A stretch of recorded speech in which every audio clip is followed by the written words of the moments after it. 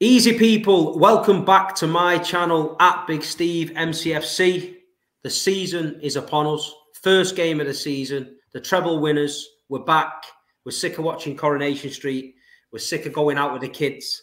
We're sick of fixing all the shit jobs in the house that your missus is making you do in pre-season.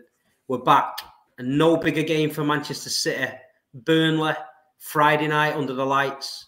Ex-manager, captain, Mr. Manchester City, Vincent Kompany, his team.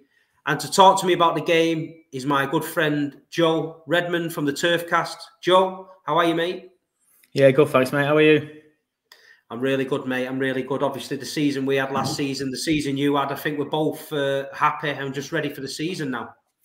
Yeah, both had great seasons. Obviously, yours was a little better, but you know, obviously, success is relative, and you know, it was fantastic to experience last season. And I've said it several times on several different shows, but I know Burnley have achieved more than what we did last season.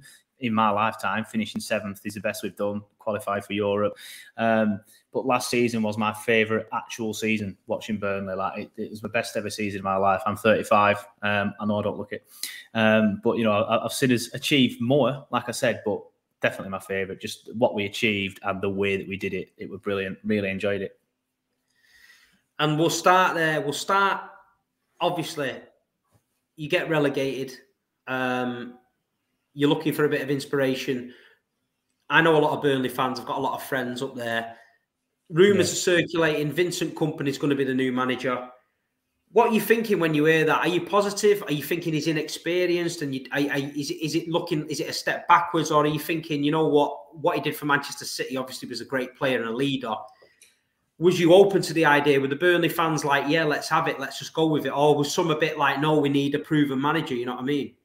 Yeah, a lot of people wanted Wilder, which is funny saying, looking back at what we've achieved over the last, 12 months. But I think he was too similar to Sean Dyche, Chris Wilder. And I didn't want it. I wanted to go in a different direction. So as soon as I heard Kompany, I was buzzing. I'm like, yes, get this man in. I was a bit fed up of the way that we played football under Sean Dyche, mainly because of the last 18 months. Like, it didn't bother me when we were finishing 7th and 10th and, going to places like the Emirates and Anfield and Old Trafford and winning games, and then watching people cry on Twitter like, oh, I hate their style of football. It's a disgrace. Get them out of the Prem. I used to love that sort of stuff. I used to live for it. But the last 18 months of the Dyche regime, it were poor to watch, and we weren't getting the results. So I just became a bit fed up with that style of football and that play.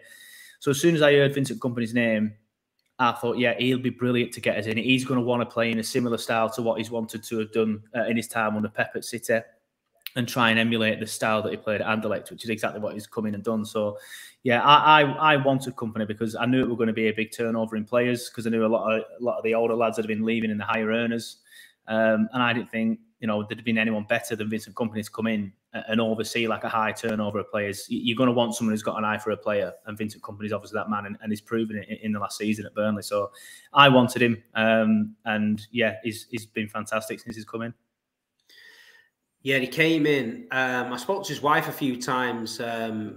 She's quite friendly with me over the years, and she's great, honest, and she's told me loads of stories about Vinny back in the day and his mentality and that. And I just thought to myself, it's a perfect job for Vinny, that, because I thought the Burnley lads, they've been brought up on Sean Dyche ball, like you said. Yeah. It wasn't the best to watch on the eye, but it got the job done. And I just thought Burnley were crying out, especially the youth in Burnley, the young lads were crying out for a few superstars, a few foreign names to come on the turf, and someone they could get their teeth into and get a bit excited about. And when Vinny took over and we started to see players coming in, young players, Belgian League, things like that, a few kids from City, Harwood Bellis, Murrick. And then I thought, you know what, he's got a good little mixture going on here. And then when the season started and watching Burnley actual play football, it was a massive, massive difference to what you guys have watched. I mean, I'm seeing ball retention. I'm seeing you playing like a Manchester City side, playing out from the back. I'm seeing knocking it around. You got Benson. You got Teller had a great season. And then I'm thinking, wow. But my friends who support Burnley were like, Vincent Kompany, mate, he's got us eating out of his hands. We love it. Every game now we're tearing teams apart. Not just going there, getting a job done and coming away with 3 points. You was literally going there and flattening teams and making it look good. So, I mean, did it shock you that the way it started and the way he brought these players in and the way they were playing for him? Because I think a lot of City fans were a bit like, okay, Vinny means business here, you know what I mean? Yeah, it shocked me. I remember we played Huddersfield on the opening day, and obviously because of the World Cup, it was quite early on. I think it was like July.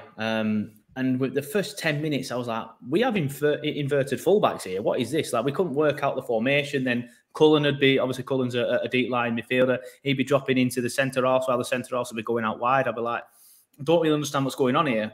It was quite difficult to work out what we're doing. And Burnley fans were shocked, obviously positively, but we're shocked that we'd managed to do it so quickly. That my only issue is I thought all this turnover of players and this new style, it's going to take a while for us to click. So I remember thinking like maybe a season of consolidation, and then go again the season after. And as the first 10, 15 games went, it started to look like we might struggle. We kept talking about like, you can see there's a team there. We just need it to click. And we kept talking about on the podcast about when's it going to be click day? We need click day. And then we went 3-1 up against Blackpool, and we're all there going, this is it. We're going to walk the league now. But then obviously it ended up being 3-3 coming back, drawing the match. And then we went to Wigan and beat them 5-1. And then that was the moment when I think everything just clicked. And then from there, like you said, we went on. We weren't just getting the job done and coming away with 3 points. We were winning 3-0. That just tended to be the scoreline last season. We beat so many teams 3-0, including Blackburn Rovers, which was very enjoyable. But Preston as well, Norwich down at their place, QPR, Birmingham. We're just going to teams, and sometimes we're going 3-0 up in the first 45 minutes, and then just sitting back and thinking, well, job's done now. That was my only gripe last season. We went 3-0 up very early on against Blackburn and Preston, and both times we sat back. I like, put these to the sword. But yeah, I remember thinking around early October time, like maybe it's just not going to click early enough, and we're going to end up being a little bit slow, and then maybe finishing like 6th and hoping to get in the playoffs. But after that, second half of the season, we were just relentless, just battered everybody. From around mid-October, we were just fantastic. Probably similar form to what you had in the second half of last season.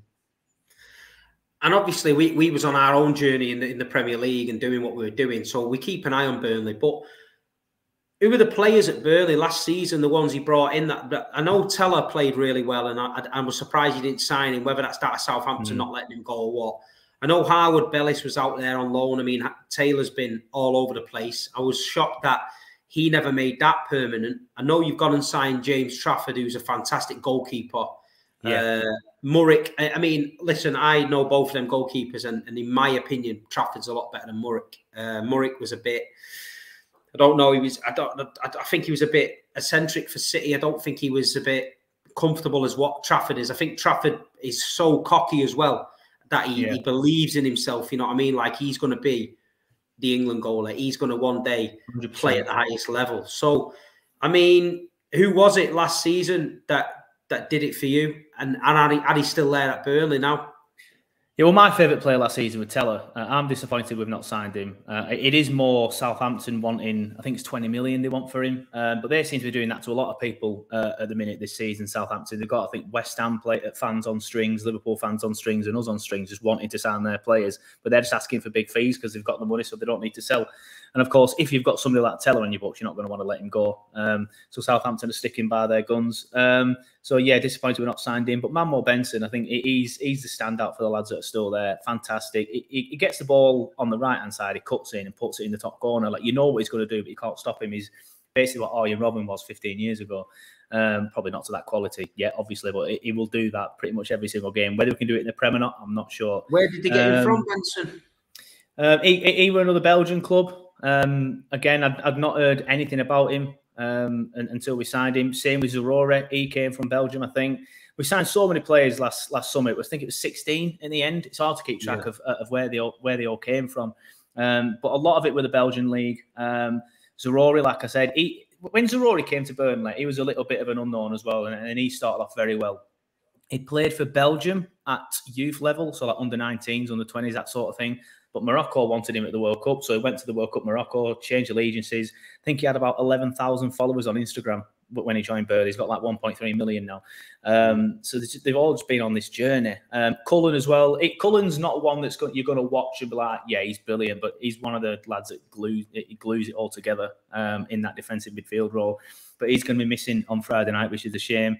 Muric, he started the season pretty slow, and then we got battered at Sheffield United, and then I think Kompany went away and worked on him as well as the defenders. Then he got better.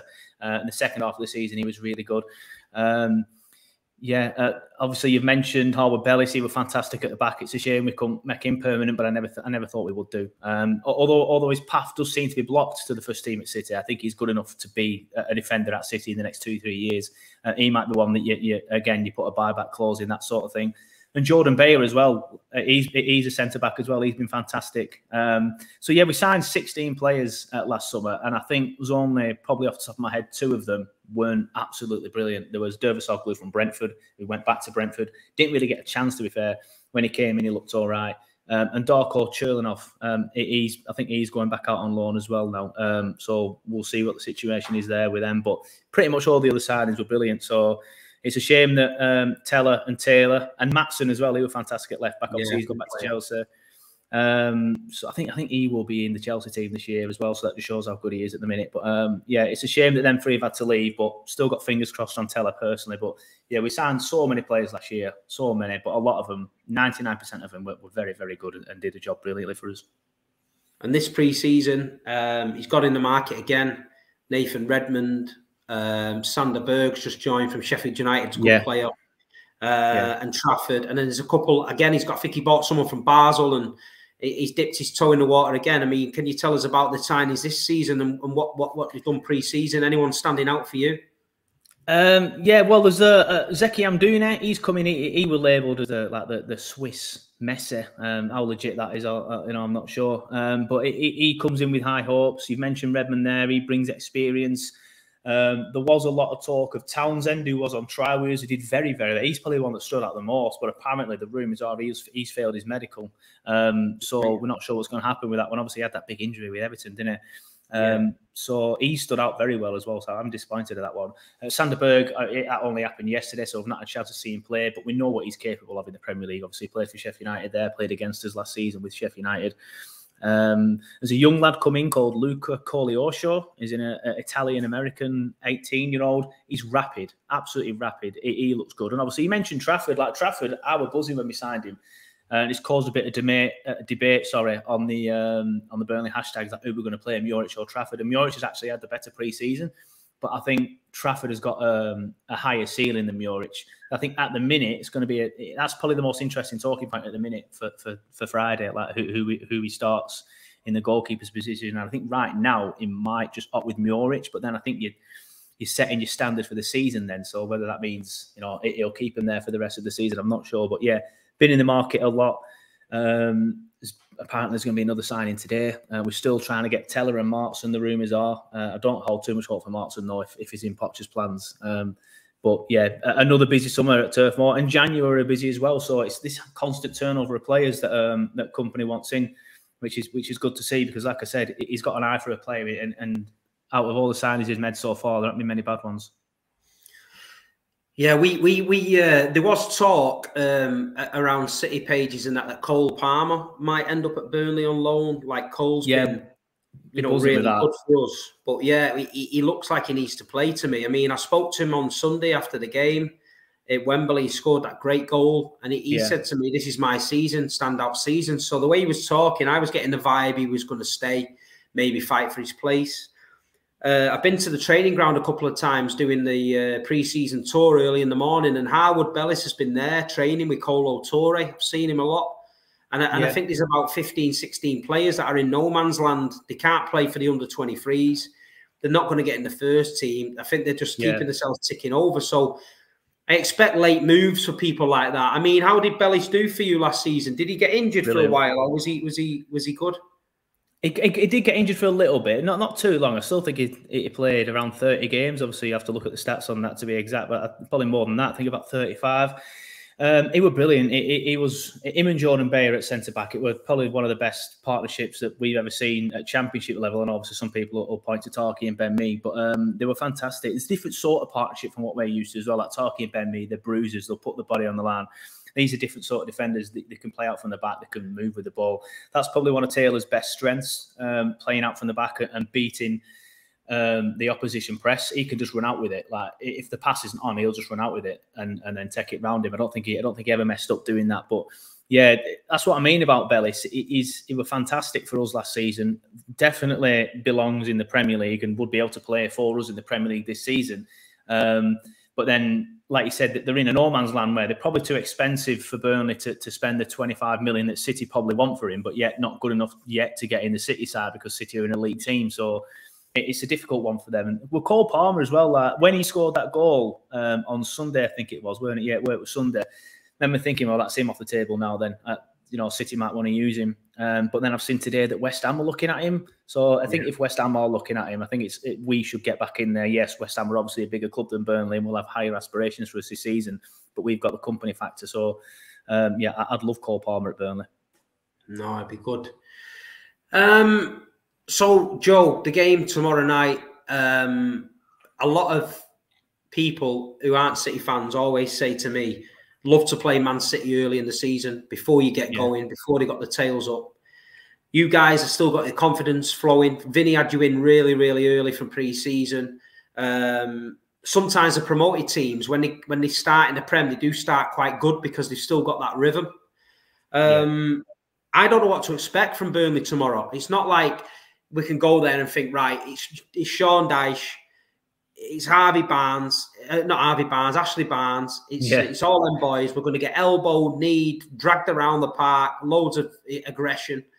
I honestly don't know what to expect. I think Burnley are going to try and come and play. I spoke to the kit man and he said years ago the grass was long, the pitch was dry.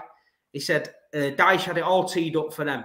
He went, but I think the pitch will be mint. I think it'll be ready to pass on. I think Burnley will want to play football. I mean, you came to us last season and the scoreline didn't reflect the game. I thought for the first half, Burnley played well. They were pressing well. They were getting on Rodri. They were getting on Grealish. They was getting on the players to stop us playing. But then eventually the class came through. I mean, how do you expect Burnley to approach this game? Are you going to be negative and try and defend? Or are they going to think, you know what, it's the Premier League at home, get the fans and the crowd behind them and go for it? Exactly that, mate. Definitely the latter. Like you said, you mentioned the game last season. The scoreline did heavily flatter you guys, but, it definitely should have won the game. But I remember after around 35 minutes, because I went to the match, and I remember we were pressing you quite high and trying to get in your faces that way and not just sitting back, like coming at you and trying to press you. I remember at one point, I think it was Foden, he panicked when we were trying to pressure, passed it back, and then lost the ball. And I remember seeing Haaland going mental at him, like proper shouting at him. And I thought to myself, hey, we've got these. Like, we might not get battered 5-0 like we usually do. We've got them on the ropes. Literally 2 or 3 minutes later, I think you were winning 2-0, like Haaland just being Haaland. And obviously, history books say it's 6-0, and that's all that matters in the end. But we'll do that again. Like, hopefully we've learned our lessons from that. Not that we did anything wrong. You were just so good, as I'm sure you'll do to a lot of teams again this season. But yeah, we'll do the same as last season. We'll come at you, we'll press you high, and we'll try and play football. We won't be negative. It's not in Kompany's mindset. Obviously, you'll know just as much as me, but every time he talks about, he sticks to his philosophy, and he will do the same philosophy this season in the Premier League, and he'll do it against you guys on Friday. Yeah, Vincent's definitely got that winning attitude and that mentality. I mean, I watched him for so many years as a captain of this club. We had a lot of pressure on us with the money and the takeover and people talking about Man City being the noisy neighbours and that. But Vincent dragged us to that top table and he got us over the line in many a game, and he's just such a good character and a good footballing man. And like you say, that all the noise is coming out of Burnley, we're here in Manchester, is that he's really, from the kit men to the laundry ladies to everyone's got the utmost respect for the guy, the way he's come in and changed it. Right, so looking at the game, from a Manchester City point of view, who are you worried about? I know who you're going to say, all of them. Everyone. Everyone. It's. Are you worried about Kevin De Bruyne? Are you worried about Erling Haaland? Is he someone like Rodri you're worried about in there, or I mean, it's your City. You've got quality everywhere. If I had to pick someone out, obviously singular, it would be Haaland and Kevin De Bruyne very close behind, and everybody else not too far behind him as well. Haaland was fantastic last season. I expect him to have a similar season this season because he's just so good. Kevin De Bruyne has done it consistently for City for what, 5-6 years. We know what you're going to get from him. The good thing about City this season is there's no Mahrez. Now, I know you guys probably didn't think too much of him compared to the likes of Haaland and De Bruyne, but he'd always score a screamer against us with Mahrez. And the amount of times where we'd be in the Sean Dyche low block and it'd be 0-0 and it'd be like the 30th minute, we're thinking they're getting frustrated here, they can't break us down. And Mahrez would just stick it in the top bin. But you've got players who can do that anyway, like KDB can do that. So, but yeah, it's where do I start? Like City are just so good. There's a reason why you're the treble winners. There's a reason why you've won the Premier League 3 years in a row, and you're probably going to win it the 4th time in a row. The first team to ever do it. So yeah, I'm worried about pretty much everybody. But if I had to single somebody out, it'd be Haaland. But yeah, what you said earlier, like hopefully you have a slower start because you do seem to be better in the second half of seasons traditionally than in the first half of the season. But it's a tough ask. It's a tough ask for a newly promoted team, even someone as good as us. Yeah, I think it's going to be a great game of football. I mean, ambition-wise for the Premier League this year, have you still got that right? We've got to stay up. That's the key. Anything further than that is a bonus. Or are you looking ahead of that and thinking, you know what, we might be able to finish, we might even be able to sneak into a little Conference League spot or something like that if he gets us going? Or are you firmly behind the no, let's take it easy. Let's just establish ourselves for a season and then move on slowly. Yeah, it's probably the Burnley mentality coming out, but I do think we'll be all right. But I think ultimately get to that 40-point mark. Get to that 40-point mark and then see where we are. See how early. If we get to that 40-point mark by around early March, and who knows, we could kick on and do something really special. I've predicted us to finish between 11th and 14th. I think mainly because we are a good side, don't get me wrong. When we did very well last season in the Championship, and we've got a very good manager who I think goes on to win titles and potentially even manages his country at a World Cup if he really wants to. But I do think there's a lot of dross in the Premier League at the minute. I think Sheffield United look dead and buried already. I know some people are saying they think Luton might surprise a few people because of Kenilworth Road, but I still think ultimately they'll go down. I think they'll do what Blackpool did all them years ago, come up, surprise a few people, but ultimately fall away. Wolves look in dire straits. Everton don't look great, but I think they'll be all right because of Sean Dyche. Forest, I think we'll finish above them. Bournemouth, potentially above them. But yeah, and I'll take 15th now. I'll take 16th now. But again, I think that's just a Burnley mentality. Let's get to 40 points, stay up, and then kick on. I do think we can kick on the Kompany, depending on how long we can keep him for. But you mentioned their Conference League spot. That might be a bit of a dream, maybe for next season. Ultimately, I'd like to see us win something. I've seen us now as a Burnley fan do everything. Like, we've beat Man City, we've beat Man United, we've beat Arsenal. Like I said, I'm 35. When I started watching Burnley properly, we're in Division 2 playing teams like Carlisle United and stuff. And I know you guys have fallen that far as well. Seem to remember you absolutely smashing us 5-0 at Main Road. Shock. You smashed us 5-0 like you always do. But yeah, I've not seen us do anything. I've not seen us win major honour yet. So that's the next thing I want to see in my lifetime. So maybe that's for the next few seasons if we can keep all the Kompany. But I think that's going to depend on when Pep leaves you guys. Yeah, well, that's the talk around Manchester at the minute, especially in and around the training ground, that people seem to think that Pep Guardiola has earmarked Vincent for his job. Obviously, we don't want to lose Pep just yet. You know what I mean? We want a good couple of years, but there comes a time where it's going to happen. And I think if Vincent's up there and he's proven in the Premier League he can do it, then I think City and the pull of it being his club, I think that'll be enough to take him there. Right, mate, I'm going to go for a score prediction from you. You know what I mean? It's going to be a tough one, but it's your first game back in the Premier League. Vincent Kompany's Clarets against the treble winners. Turf Moor, Friday night, 8 o'clock. You're going to do it, aren't you? Yeah, sorry, I'll say it. We're going to do it. 3-0 Burnley. No, it's honestly, anyone else, even Arsenal, like anyone else, I'd be like, because I think we could get at Arsenal. Anyone else, I'd be well confident. But it's City. Don't get me wrong, it would be famous. It would probably be, like, obviously, I don't know how much you remember of Burnley in 2009, but when we got promoted to the Premier League, sorry to mention them, but Man United were the champions then. We got beat at Stoke in the opening game, but the first home game was a night match against the champions. Robbie Blake? Robbie Blake volley, yeah, fantastic goal. And it happened again a few years later. We played Chelsea away from home. They were champions at the time, 3-0 up at half-time, finished 3-2, but we won the match. So we've done it before, but I just think you are probably, if not the best side the Premier League has ever seen. So it's going to be a tough ask. I'm going to go 3-1. I'm thinking maybe you go ahead. We pull it back early in the second half, something like that. Not to get too specific, but then you were just like, right, come on, let's get together now, lads, and turn these over and turn it on. And I just think you'll have too much quality for us. Yeah, I've done a few predictions this week. I've said 2-0. I think it won't be easy. I do think we've got to be careful. We've got to make sure we don't give the crowd too much to go at. I expect it to be intimidating in there. We had the Charity Shield at weekend. There was a bit of a fan boycott, and a lot of the main hardcore City fans didn't go, and a lot of the tickets were snapped up by tourists. The atmosphere was shocking, and I mean shocking. And I'm expecting everybody to be back in the City end and bouncing. First game back after the treble. We got the Super Cup on Wednesday in Greece against Seville. But I'm going to go 2-0. But listen, Joe, we only met briefly on the overlap. It's a pleasure to have you on my channel. I'm sure throughout the season we can link up again and do something. Definitely, mate. Yeah, definitely. Burnley, I've got a soft spot for Burnley. You know, I've got lots of lads there. I know them all. The Crackers, mad as a box of frogs, you lot. Vincent, Kompany, I wish you all the best. Just not tomorrow, mate.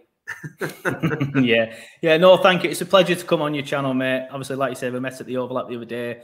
I have seen your stuff on other places like Lad Bible and stuff like that before. So, you know, it's a pleasure. Thank you for asking me. No problem. And listen, people, Joe, tell them where they can find you, mate, and where they can follow you and subscribe. Yeah, so we're on all the socials. We do a podcast like twice a week. We do obviously YouTubes and stuff. So just search Turfcast Podcast on all the socials. And the main thing these days is the YouTube channel. We have started a website recently as well, just to pump out articles and things like that. But yeah, YouTube, Facebook, Twitter, even TikTok and that Threads, which I've not used for about 2 weeks now, to be honest. But yeah, just search Turfcast Podcast on all of them and you'll find me. There you go, people. So it's Burnley v Manchester City. This will probably go out Friday, so it'll be tonight. And listen, like, subscribe, look at the Turfcast, go and support Joe over there. The season starts now. Good luck, everybody, and we'll see you soon.